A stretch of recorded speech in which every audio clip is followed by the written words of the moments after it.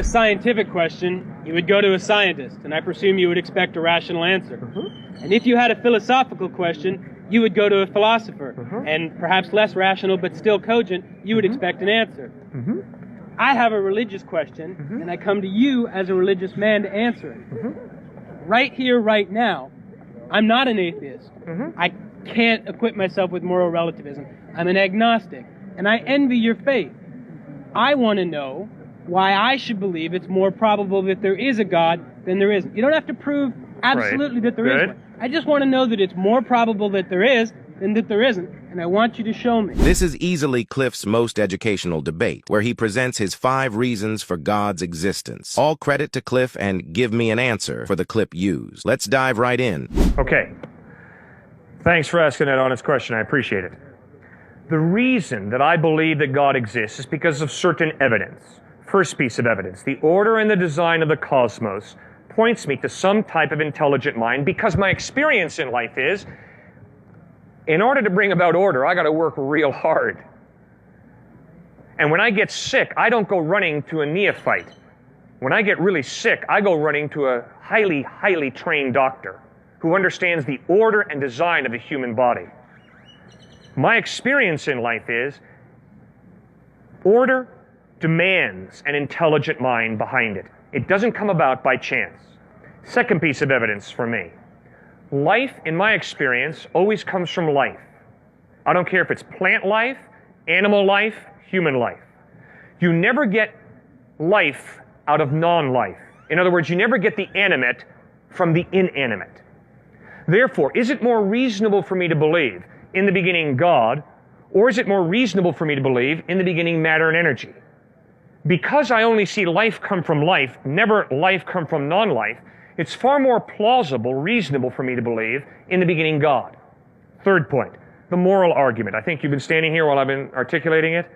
I am convinced that although there are not many, there are at least a few moral absolutes.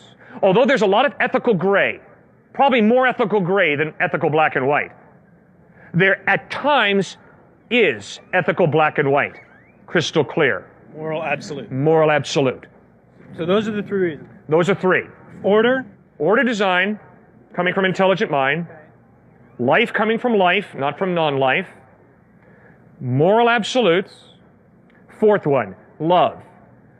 My experience of life is that love is crucial to my marriage, my family, my friendships. Love is a crucial motive in my life. If it's lacking, life turns very sterile, very empty. The only way love can be real is if there is more to reality than matter and energy. There's got to be some type of God who creates us with this innate ability to genuinely love. If there is no God, the Duke University student was correct when he said, love is simply a biological drive to preserve the genetic pool. And I said, sir, do you really think that's what motivates Mother Teresa to work among the dying in Calcutta, India? He said, yes. I have a fundamental disagreement with that. My experience in life is, no. Mother Teresa was motivated by love for the dying in Calcutta, India. That's why she did what she did. Not motivated primarily by a drive to preserve the genetic pool. That's a 4th piece of evidence. 4. Right. Do you mind if I ask some questions about Go right ahead. Order. I know a little about computers. Not a lot, but a little. And I know there are computer programs that write very complicated, very ordered programs that do things. Extremely ordered. But I would not go back and say that the program that wrote it is a life, or capable of love, or capable of thought in the way I think of thought. I have seen order that is caused by seemingly disorder or random occurrences. I've seen order that doesn't necessarily come from a cogent willed source. And I've seen order come from a cogent willed source that was very evil, or you would define evil. So, first of all, I would contend that I've seen, or I think I've seen order from chaos, and I know I've seen, or at least I like to think I've seen, order from what you would dictate as evil. So is it order from chaos? And if it's order only from order, why does that necessarily imply a good entity that created this order? Okay, I have strong disagreements with one point, and I strongly agree with your second point. I think it's rather clear that a computer comes from an intelligent mind. I've never met a computer that just came about by accident. So that computer obviously was ordered by an intelligent mind, so there's no problem with computers. But I think you raise a tremendous issue when it comes to evil. I think you're absolutely correct. I think it's totally possible that this intelligent mind is a warped Scrooge. Okay. What was the second reason now? Just to get it Okay, right? second thing is life comes from life, not from non-life. That one's harder for me. I'm not a biologist, but I know that there's a lot of theories that say that given the right materials, the right electric charge, so to speak, and the right atmosphere, we can create proteins, we can create enzymes, we can create complex molecules, and from that, this. Keep an eye on how Cliff tackles this question. The student brings up a really thought-provoking point that many of us might be wondering about, so there's a lot to learn from Cliff's response. Okay, and my point would be, I would not be shocked if scientists created life. Because that's exactly what I believe. Intelligent mind creates life. My point is, you've got to have the intelligent mind there. You don't just have life coming out of non-life by accident. You don't think it's possible, even remotely possible, even infinitesimally remotely possible, that in some primordial pool, a lightning strike struck a complex of molecules that created an enzyme that then allowed us to evolve into this over billions of years? Anything is possible. Possible. Correct. Anything is possible. But more probable statistically, for the God? Exactly. You see, for me as a thinking human being, the question is, what is most plausible in light of the evidence? Third point was? Third point was moral absolutes.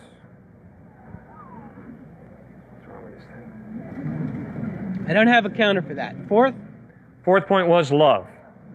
That I don't understand. And I'd really benefit if you could explain it to me. Sure. I don't understand what you mean by it. Mm-hmm. And I've never experienced what you're talking about. And I'm fairly happy with my life. Mm-hmm. All right. What I'm talking about is, in the 60s, there was a riot at the Sorbonne, the French university in Paris. And a young man walked up to a bearded man and said, "Excuse me, sir, what are you rioting about?" The bearded man said, "I'm protesting this lousy world." The young man asked, "Do you believe in God?" The man said, "No, I'm an atheist." The young man asked, "Do you love anyone?" Bearded man lowered his head and said, "Yes, I love a woman by whom I've had a child, and she's dying of leukemia." Young man said, "Well, if she's dying of leukemia, why don't you ditch her and go out and get some other fox who turns you on a little more?" Bearded man hauled back and almost hit the young guy. The young guy said, "Excuse me, sir, you said there is no God." Well, if there is no God, there is no innate human ability to genuinely care for somebody else. And if this woman is losing her ability to sexually excite you because her body's falling apart due to leukemia, why don't you go out and get some other fox who turns you on a little more? And then the young man pulled out a Gospel of John where we read that there is a God, and this God is love.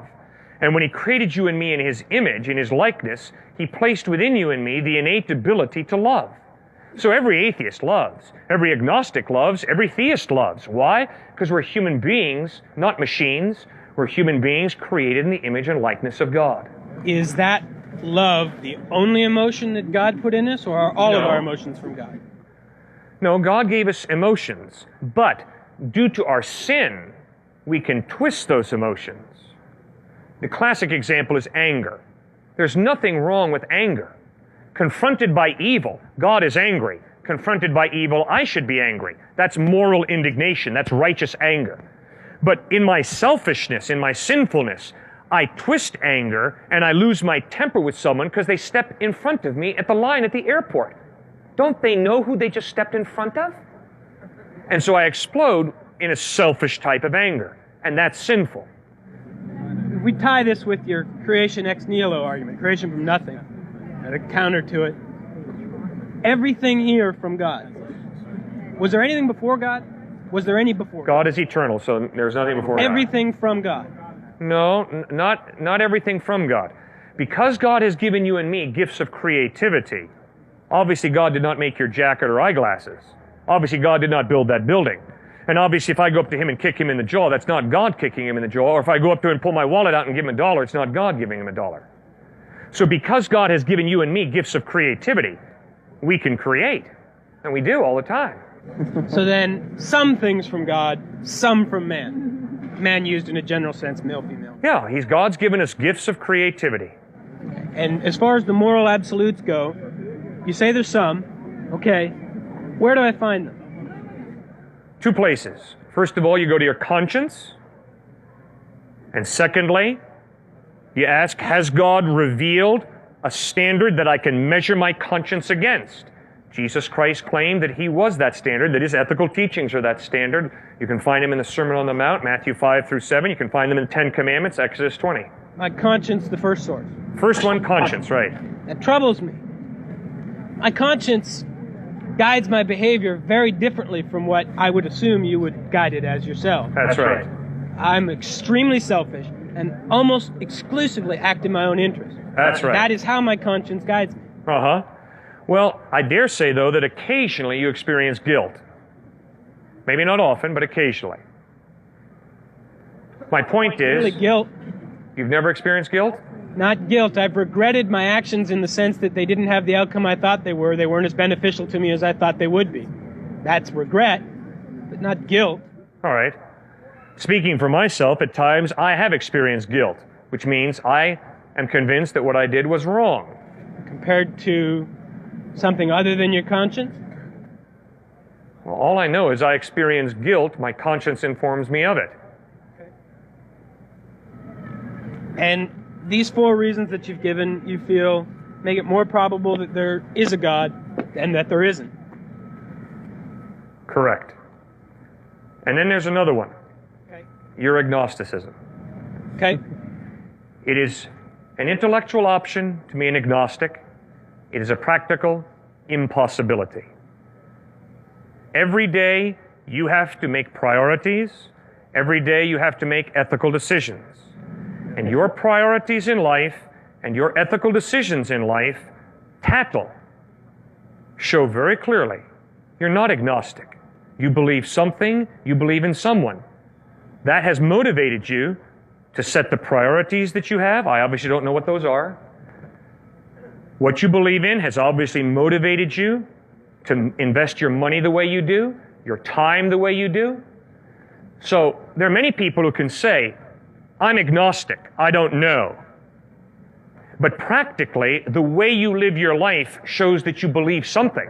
So then would it be more honest of me to say, practically, I believe in me?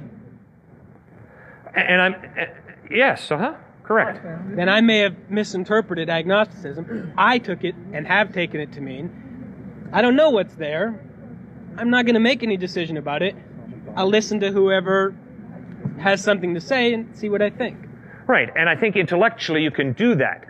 But now, you have to go out and live your life. And the way you live your life shows whether you acknowledge God or not. See, that's the embarrassing thing about what we're talking about out here. The embarrassing thing about what we're talking about here is, it's not like, do you like black leather or brown leather jackets? Which is totally an issue of your own preference. Do you like Pepsi or Coke? Because you see, it really doesn't matter whether you like a brown leather jacket or a black leather jacket, whether you like Pepsi or Coke. Those are rather inconsequential issues.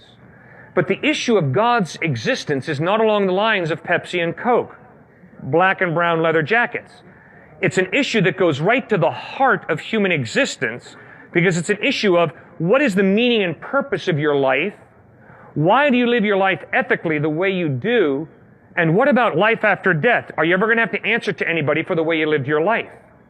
You see, so due to the grievously serious nature of the issues that are all wrapped up in God's existence, although I can say, I don't know whether God exists or not, the way I live my life, the meaning I attach to my life, the ethical decisions I make in my life, Tattle will tell you what I believe about reality. Thank you so much for sticking around until the end of the video. In my opinion, that debate was one of, if not the most educational Cliff has ever had. The 5 points Cliff brings up offer a compelling perspective on the evidence for God, intelligent design, life from life, moral absolutes, love, and the universal belief in something or someone. The student's openness to Cliff's arguments made it a valuable learning experience for everyone involved. Did any of Cliff's points resonate with you? I'd love to hear your thoughts in the comments below. Also, if you enjoyed the video, please take a moment to let me know your favorite part or what you found most insightful. Once again, I want to give full credit to Cliff and Give Me an Answer for the clip used. Go check out their channel. Thank you for watching, and I hope you have a fantastic day.